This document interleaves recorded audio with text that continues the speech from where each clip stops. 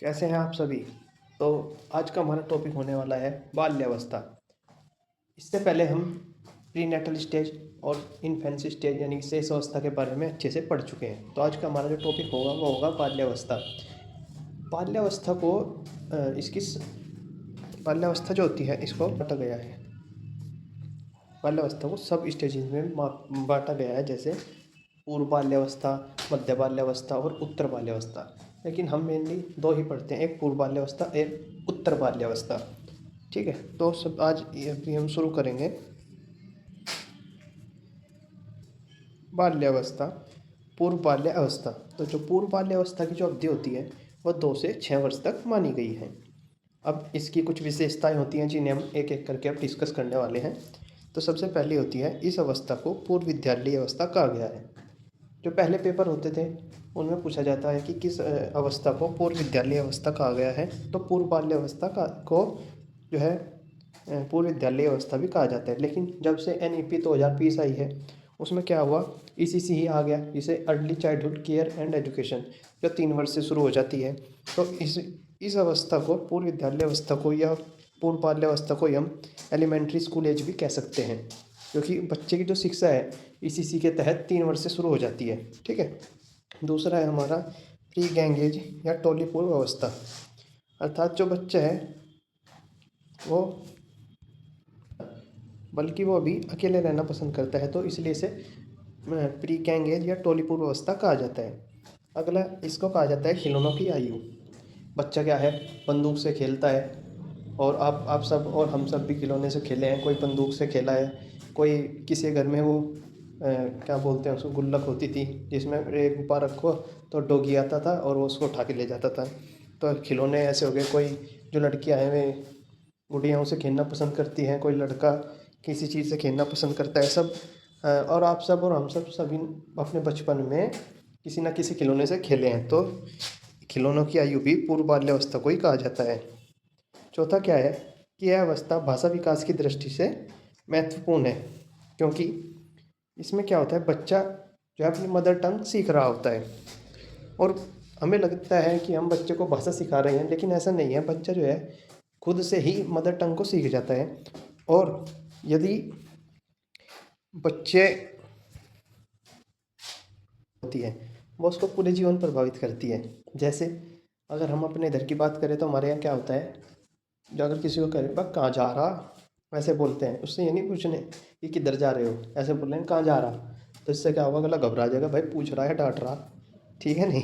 तो क्या होता है, ये अलग अलग जगह की। और हमारे यहाँ तो ऐसा भी होता है, कोई बात कर रहे हैं तो एक दो गाली तो उसमें शिफ्ट कर देते हैं, एक दो गाली शिफ्ट कर देते हैं बीच में ही। ठीक है, अब सबके यहाँ अलग अलग होता है। तो इसमें क्या होता है, कुछ स्पीच डिसऑर्डर भी आ जाते हैं। जैसे बच्चे क्या है तुतलाना शुरू कर देते हैं, अस्पष्ट उच्चारण, शब्द का अस्पष्ट उच्चारण करना शुरू कर देते हैं।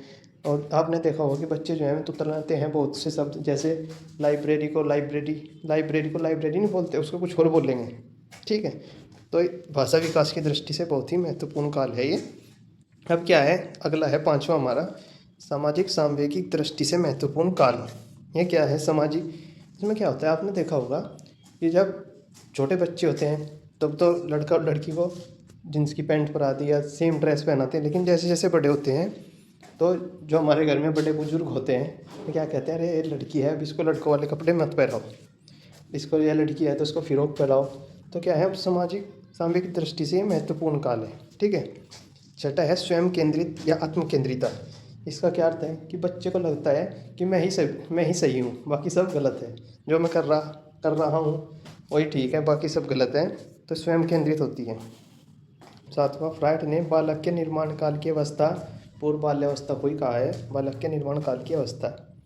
आठवां होता है हमारा अतार्किक चिंतन की अवस्था, अर्थात बिना किसी तर्क के चिंतन करता है बालक पूर्व बाल्यावस्था में। नौवां क्या है, सर्वव्यापी न्याय में विश्वास करता है।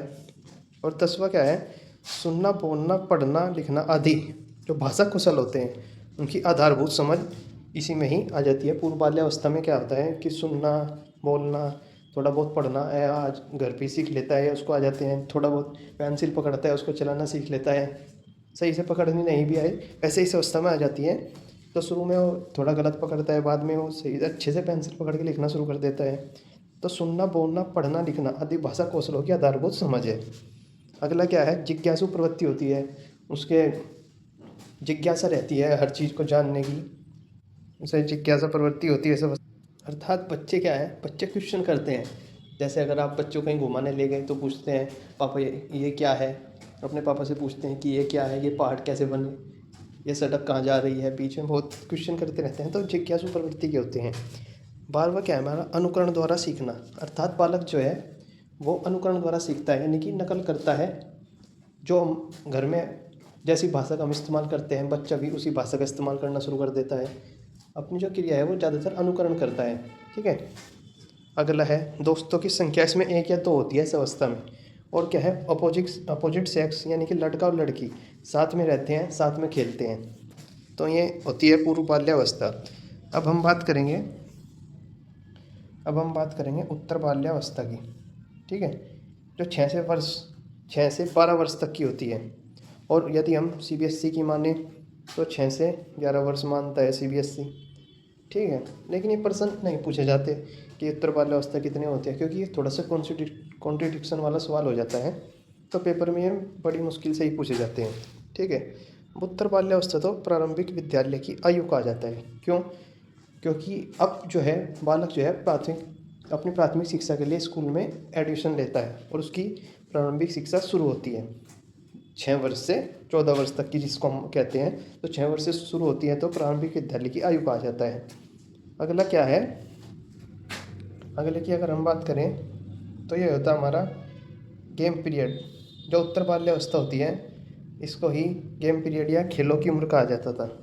जो पूर्व बाल्यावस्था है उसको खिलौनों की उम्र कहा जाता है, लेकिन उत्तर बाल्यावस्था को खेल की उम्र कहा जाता है। बच्चे बहुत सारे खेल खेलता है। इसमें क्या करता है बच्चे, अब क्रिकेट, बैट बॉल के बोल देते हैं, जिसको क्रिकेट हो गया, और पकड़म पकड़ाई हो गया, बर्फ़ पानी हो गया।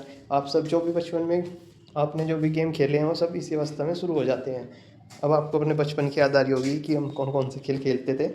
तो मैं, और ये खेल किसके साथ खेलता है, ये खेल खेलता है अपने दोस्तों के साथ। तो टोली अवस्था भी इसको ही बोलते हैं। ठीक है, ये बोलते हैं टोली अवस्था। तो टोली अवस्था भी इसी को ही बोला जाता है। अब अगला क्या होता है, मिथ्या परिपक्वता की अवस्था। ये क्या होता है, मिथ्या परिपक्वता की अवस्था होती है, यानी कि बच्चे के अंदर क्या है, ऐसा हो जाता है, बच्चे को लगता है कि मैं बहुत बड़ा हो गया हूँ। बच्चा खुद को बड़ा समझने लगता है, और कोई घर वाले बात कर रहे हैं तो उनके पास बैठ जाता है जाकर, फिर घर वाले उसको भगाते हैं, चल उठ यहाँ से भाग। ठीक है, तो बच्चा क्या है, बच्चे का मित आ जाता है, अपने आप को परिपक्व समझने लग जाता है। ठीक है, तो मिथ्या परिपक्वता की अवस्था इसको ही बताया गया है। इसको ही उत्तर बाल्यावस्था को ही अनोखा काल कहा गया है। ठीक है, गेम पीरियड हमने पढ़ी लिया, अभी बात करी ली। ये क्या होता है, गत्यात्मक विकास की दृष्टि से महत्वपूर्ण काल है। अर्थात इसमें क्या होता है, विकास की दर जो होती है वो धीमी हो जाती है। हमने बात करी थी कि जो सबसे ज़्यादा विकास की दर होती है वो कौन सी अवस्था में होती है, वो होती है हमारी प्रीनेटल स्टेज में। ठीक है, फिर से इस अवस्था में बहुत तेज़ होती है। उसके बाद पूर्व बाल्यावस्था जो होती है उसमें थोड़ी कम होती है, और जो उत्तर बाल्यावस्था होती है इसमें सबसे कम जो विकास दर होती है वो उत्तर बाल्यावस्था में ही होती है। और किशोरावस्था में फिर से विकास की दर जो है वो तेज़ हो जाती है।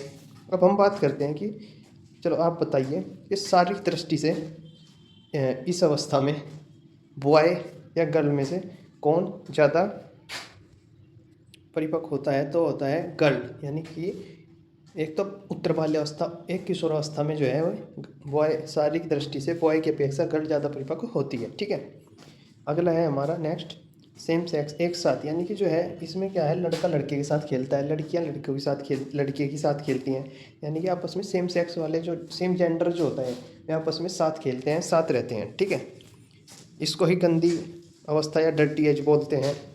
इसमें क्या है, इसी को ही स्फूर्ति अवस्था या इस स्फूर्ति की अवस्था बोलते हैं। ठीक है, स्फूर्ति की अवस्था क्यों बोलते हैं, बच्चा आएगा खेल के, उसको खाना खा के फिर से भाग जाएगा खेलने, तो इसलिए बहुत ही जल्दी में रहता है, इसको ही स्फूर्ति अवस्था बोलते हैं। ठीक है, तो आज के लिए इतना ही, और जब वीडियो पसंद आए तो लाइक करें, चैनल को सब्सक्राइब करें। Thank you.